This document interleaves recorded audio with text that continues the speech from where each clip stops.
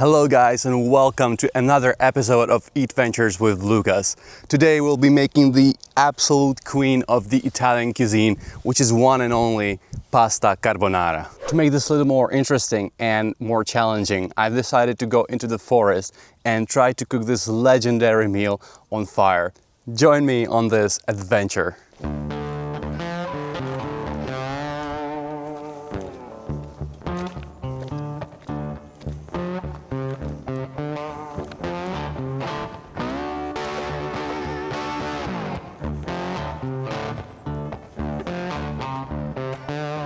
Wow, this is already pretty steep.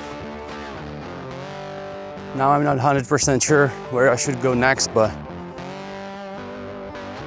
yeah, let's give it a try. Oh man.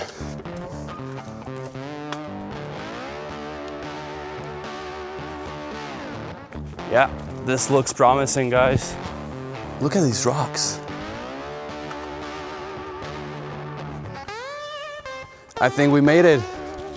Yes! Yeah, that's the place.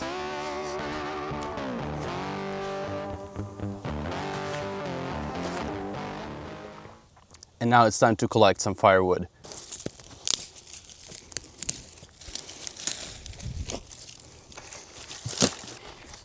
I think that will do for now. In order to light the fire, we will use these tiny dried up branches, which will work just as good as paper. We'll make a little nest.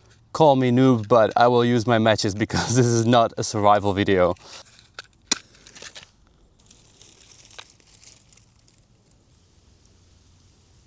And we made the fire. All right, so for our recipe, first off, we need to cut this lovely guanciale into little cubes. And in case you don't know what exactly guanciale is, then it's cured pork cheek, which is typical in Italian cuisine and is super delicious and is essential for this beautiful recipe.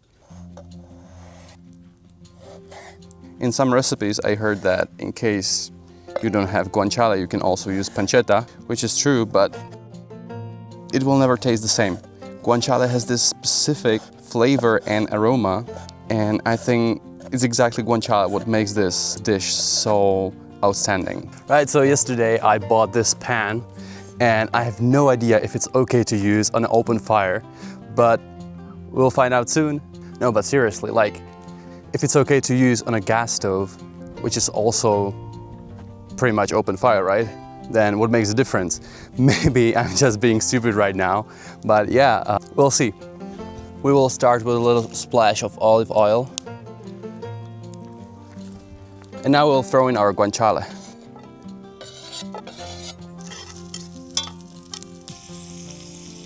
We need to get all the fat from guanciale because fat means flavor, right?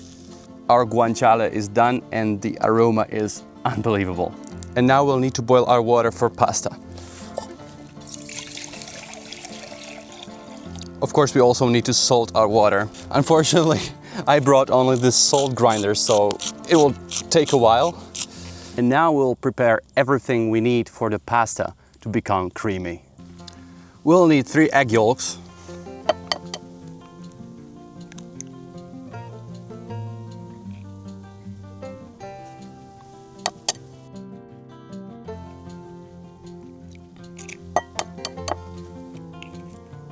according to the original recipe, we should use pecorino romano cheese, but many people, including Italians, actually use Parmigiano Reggiano, which also would be my choice, honestly. So in this case, I'll use Parmigiano. Of course, you can also use both as a combination. We'll need good amount of cheese.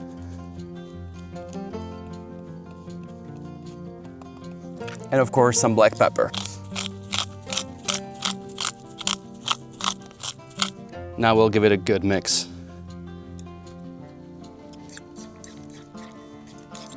This is the texture we need. It should be a little liquidy, but not too much. In the meantime, our water started to boil, so it's the right time to throw the pasta in. Now we'll cook our pasta for about 10 minutes, so it's al dente, it's not overcooked.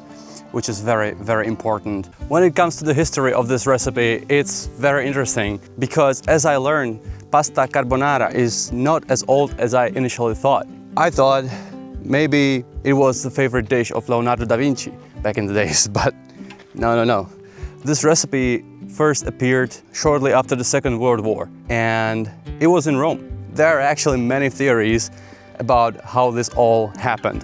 Because of the name carbonara, carbon or coal, some people believe that this has something to do with coal miners. Maybe it was their favorite dish or whatever. We don't know. Another theory says that it was an underground secret movement called Carbonari, but this theory is not most likely true. However, what appears to be the most probable explanation is that shortly after Second World War ended, after Rome was liberated, some American soldiers with Italian roots came with this idea to mix cheese and ham and combine it all with pasta, and that's probably how pasta carbonara was created. And whether it's true or not, I think it was a brilliant idea. And here comes the final and my personal favorite part, apart from eating, of course, which is making the sauce. Let's do it. We have put our spaghetti aside and now we'll put the guanciale back onto our stove.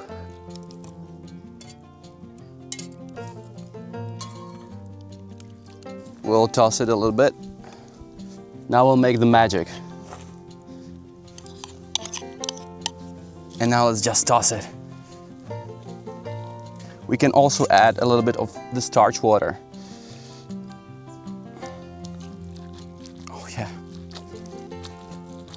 Guys, if this is not love, I don't know what is. Look at that creaminess. Oh my God.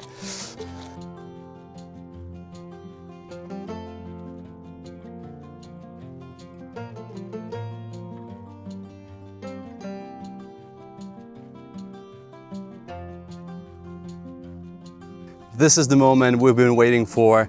Finally, I can taste this beautiful, beautiful dish. Oh man.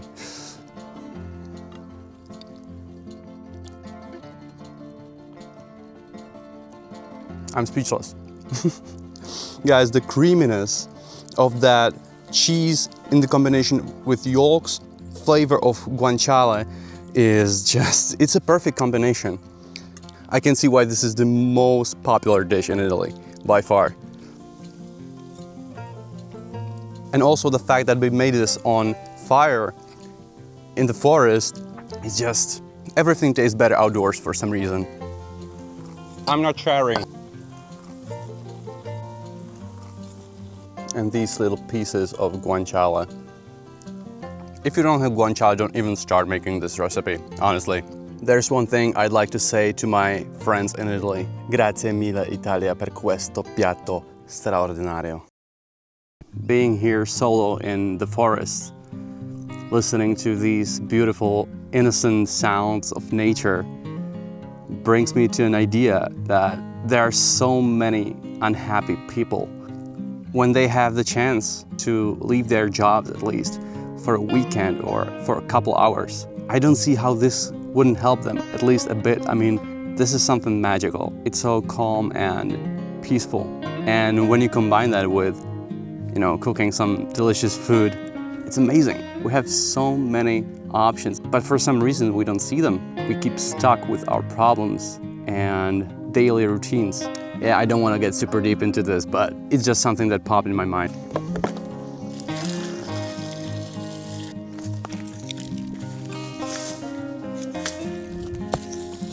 Alright guys, I'm almost out of the forest, so I think that's pretty much it for this video. Thank you for watching and see you next time.